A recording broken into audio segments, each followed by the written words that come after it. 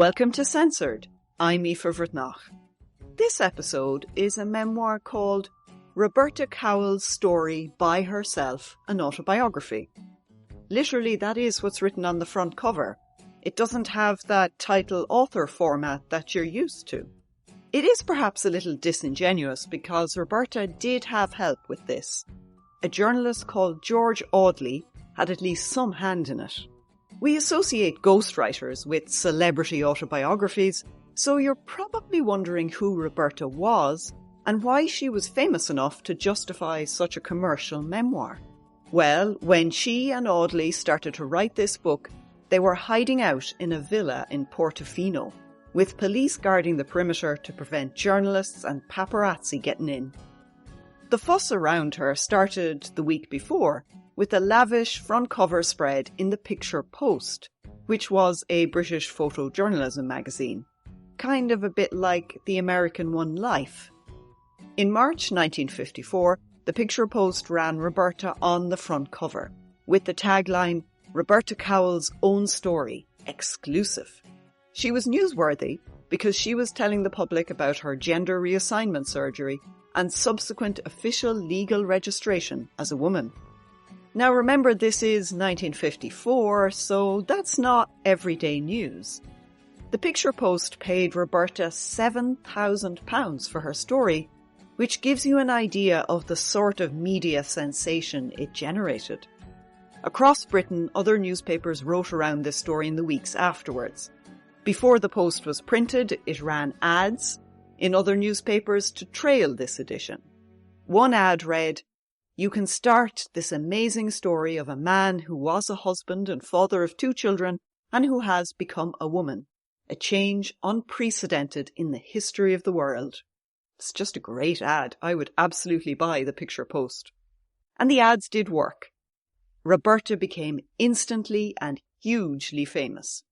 She signed a contract for this autobiography, which was published just a few months later. So although the title suggests it's a tell-all, you could say a lot of it had already been told in the pages of the Picture Post. Roberta only got £1,400 from the sale of this book, which is a much smaller sum than what the Post paid her. So this is a type of celebrity memoir, a text written by a person in the eye of a media storm. It's also a very important memoir in queer history because Roberta went public at a time when surgical transition was only beginning to be performed. Reading this as we are in the middle of a moral panic about trans women feels kind of weird. Sometimes the similarities in the language about gender are shocking, and sometimes the differences are confusing and jarring. But we'll get into that later. So first off, as usual, I got to choose a drink. And choosing a drink for this brings us right into the questions of gender, almost instantly into the nature-nurture dilemma. When living as Robert, they found beer disgusting because it was part of that overly masculine, tough guy drinking culture. Yet they could drink whiskey, a beverage often associated with men. Roberta doesn't mention if she liked beer after her transition, but she does comment that cooking was suddenly and mysteriously interesting. Not because she liked eating the food, okay, but because it was a feminine thing to do. Personally, I don't think doing the washing up is innately gendered, any more than liking beer is, but those comments are part of what makes this book a polarizing read. So to keep me company, I'm going to go for gender-ambiguous whiskey, hoping it'll keep me steady in a world of unstable binaries. So the Irish censors banned this in June 1954, straight after it was published.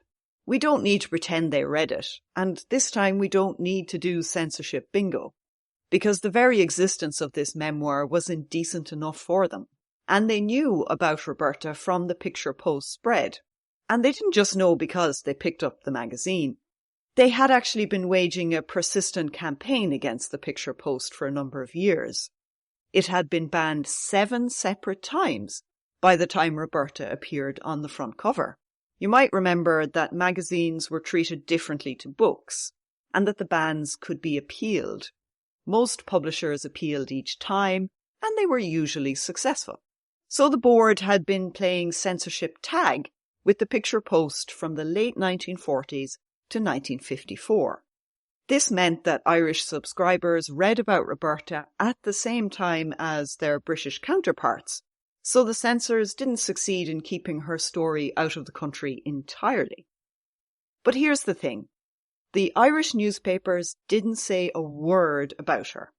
Unlike their British peers, they didn't run commentaries on the picture post story or ads for it. Well, except for the Belfast newsletter and the Irish Times. It's one of those moments when the stereotype of Protestants as inherently broad-minded or liberal actually rings true. Of course, the Belfast newsletter wasn't widely read south of the border, and the Irish Times also had a small circulation, so not many newspaper readers in Ireland did hear about Roberta. Contrast that with Britain, where regional and national papers covered the story in detail and more than once. After all, it was human interest. It's sensational, so it's perfect newspaper fodder. So why this silence in the Irish papers? Self-censorship, I'm afraid to say. The board did not write to newspaper editors to tell them not to report on Roberta Cowell's story. They chose not to. I'm fairly sure the subject matter was just impossible to reconcile with their values. The headlines would have had to include the words sex change, and putting the word sex in a headline in 1954 in Ireland would have induced hysterics in many readers and journalists. So they left it alone. When the board then banned Roberta's memoir, the chances that her transition could be widely talked about vanished. The story of Roberta Cowell's story in Ireland is one of almost complete silence. At the moment, there are actually 2 files in the National Archives on the subject of this book, and they are still restricted. So that's nearly 70 years later. Silence is just such a hard habit to break. Anyway, the good news is you can now download a PDF of her memoir online and read it whenever, wherever you like. So what's it like? It's short, very directly written. I wasn't surprised to learn it was written in a month or 2. It fairly gallops through her life, from birth to 1954. It's also prefaced by testimonials, one by a doctor and one by an Anglican priest. It must be one of the few memoirs with that sort of a commentary built into it. Before I really get into it, I need to talk about pronouns and dead names. Roberta calls herself Robert and has some strong binary views on gender and sexuality. So fitting her into the current language isn't always easy. There are persistent problems of classification. Roberta seems to argue she's intersex, that is, born with female anatomy but wrongly assigned male identity. Yet many people have read this as a memoir of a transgender woman, so less to do with chromosomes and more the inner self. I'm going to stick to transition as a general term, but I'm sure to get it wrong someplace. I'm sorry in advance for when I fuck this up. Now, finally, background explained, caveats over, we can start. These are the first 3 lines of the memoir. I don't ordinarily start at the very beginning, but in this case, there's a great hook.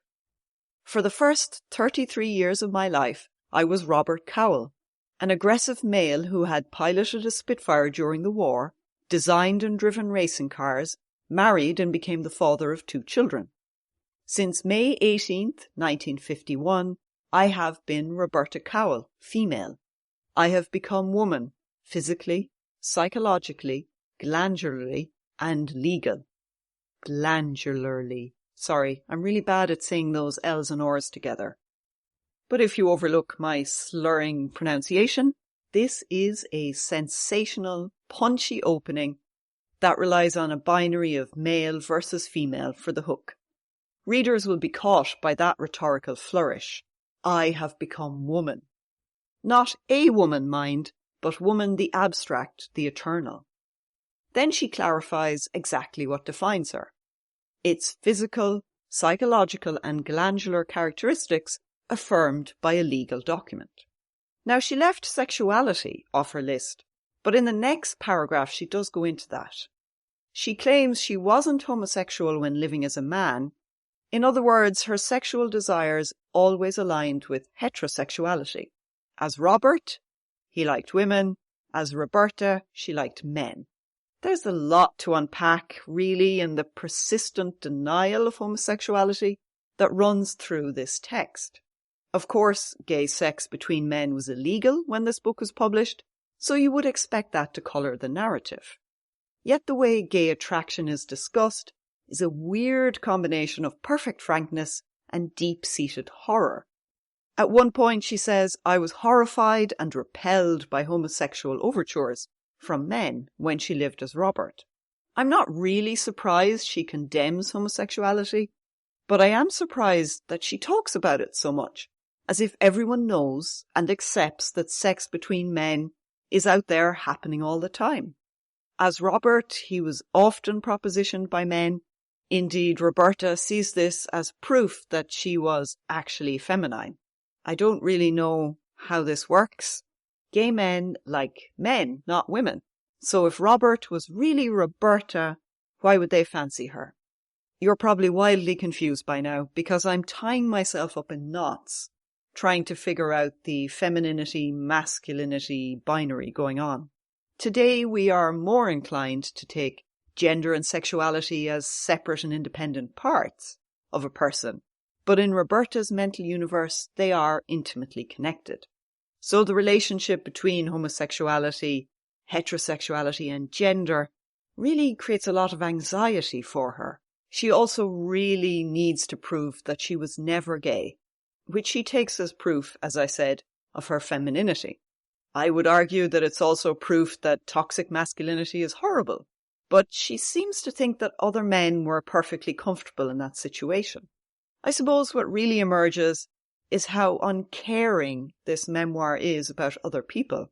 I'm not sure the narrative has space for other characters or other types of people. Robert is afraid of gay men, but obviously this fear vanishes after transition because she presents as a heterosexual woman. Then, as Roberta, she's quite cruel about other trans women appearing in public. She absolutely does not see her own experiences reflected back at her. I found this kind of sad, because she describes her first times wearing makeup in public or walking to shops in women's clothing and how people commented on her, and yet she doesn't extend any empathy to other trans women when they occupy the public space. She really sees herself as a universe of one. She uses her surgery to draw a clear, definitive line between herself and other trans people. Physical changes to her body transform her in a way that elevates her above mere transvestites, as she calls them. She is really a woman, but they're only playing dress-up. It didn't occur to her that maybe they didn't have the money or connections or knowledge to access surgical care, or that social transition can be a powerful experience in and of itself. Now look, I'm not condemning her for not using today's language, because that's ridiculous.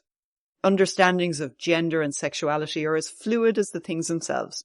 It was not weird to use the word transvestite in 1954, but the coldness, the judgy attitude, and the smug superiority, it's just hard to take.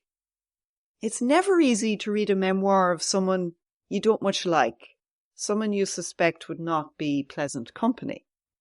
She is, as we like to say, very past remarkable. She comments on people's appearance all the time, weighing up their compliance with gender dress codes. If a trans woman isn't feminine enough for her tastes, she mocks them. Because they haven't surgically transitioned, they are, in her eyes, not really a woman. It's just downright unpleasant at times. What really jars with me, a reader in 2023, and you might feel the same way, is the biological argument that Roberta uses. She decided her feelings about her gender were confirmed by a visit to a sexologist. He identified that her body was partly feminine, not really masculine. and this is a direct quote from the book. He gave it as his considered opinion that my body showed quite prominent feminine sex characteristics. Wide hips and narrow shoulders, pelvis female in type, hair distribution and skin female in type. Other female traits included the absence of laryngeal relief, no Adam's apple, and a tendency of the lower limbs to converge towards the knees. I think this assessment seems wildly unscientific. Are hip and shoulder ratios really that gendered? Does that mean that women cannot have shoulders broader than their hips? This seems alarming, much like what the sports bodies are doing by measuring gender through hormone tests. It presumes that science can accurately capture the wild diversity of humans, as if there were no biases in generating normal types, whatever normal is supposed to be. Scientific data is partial. It can only really give us a sense of how human bodies converge and diverge. I mean, that bit about her knees is just pure nonsense. So when a boy is knock-kneed, he's actually a girl biologically. It made me so cross, this part. When I was growing up, girls were slagged off for being gapped or bandy-legged. In other words, having a large space between their thighs. This was taken to mean loose morals somehow, that they were riding fellas left, right and centre, as if your skeleton could reflect your sexual behaviour. And now, today, the thigh gap is a thing, because apparently it means you're skinny and work out or some other bullshit. This random, disproportionate importance given to physical characteristics, it's just body fascism. I know Roberta is trying to justify her transition as physically congruent with her biological truth, but it just reads as cruel. What if the sexologist hadn't found her knees particularly girly? Would that mean her feelings were not justified? I find this book really difficult. It's driving me mental. And I think part of the problem is that for a memoir, it's didactic. It reads sometimes like an instruction manual. She's grappling with a lot of narratives, of course. She's got those medical explanations that best suit her vision of herself. She's got her biological story before she goes to the sexologist. And then she's trying to work out what the readers want to know. We probably need to consider the imagined reader that Roberta and her ghostwriter were addressing. I honestly don't know what the public thought about transgender people, but reading Roberta's story, I think she thought they didn't know anything. So she has to explain everything, and this can't be easy because it seems very technical. She's not a doctor or a psychologist, and neither is George Augie, her ghostwriter. Now that I think about it, having a ghostwriter must have complicated Roberta's presentation of herself in this memoir. I don't know how much is written by Roberta and how much is written by George. Since this was written really quickly to capitalise on that celebrity, there probably weren't many full drafts. And we don't know how George ended up doing the job. It was probably the publisher's decision. How much control then did Roberta really have over this text? I know it says my story by herself, but can we be sure about that? The style is so direct, you'd never think there was another person involved, but ghostwriters are supposed to be invisible. Maybe this is a more unstable text than it looks at first. Maybe it brings the whole idea of herself into question. Now, just to back up a bit, in case you think the book is all about the transition, I have to tell you there are pages and pages about flying, the Second World War and racing cars. So if you're into those, might be worth reading it. Her life as Robert is fully and carefully described, in part to explain her physical and emotional conflict. But honestly, most of it is not about gender or sexual presentation. There's great detail on being a POW in Nazi Germany, what they ate, how they tried to escape. Then there's a long section about trying to found a racing car manufacturing business. These are very interesting insights into Roberta's past. She emerges as a headstrong, stubborn, determined person. If she had close friends, she rarely talks about them here.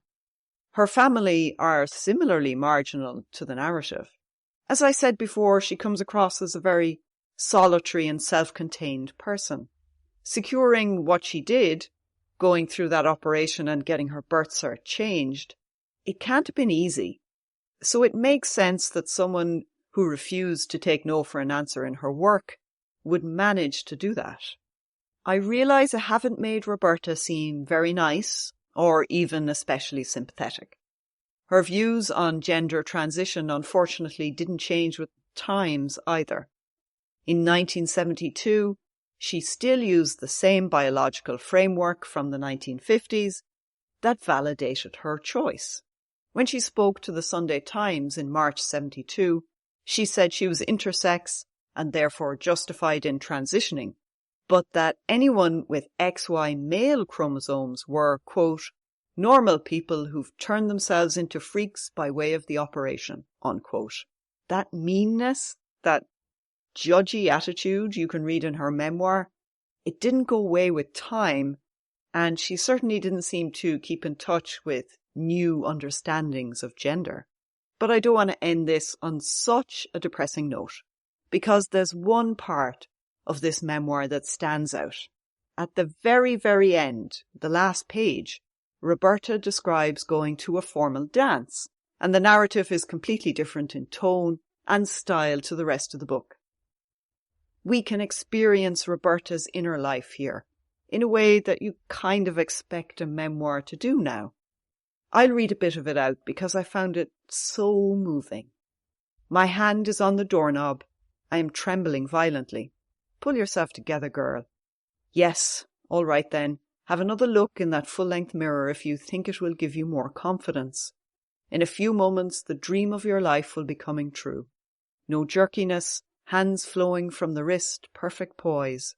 Just behave as though you were quite used to all this. Now I must speak to my host and hostess, and I must keep my voice low and soft.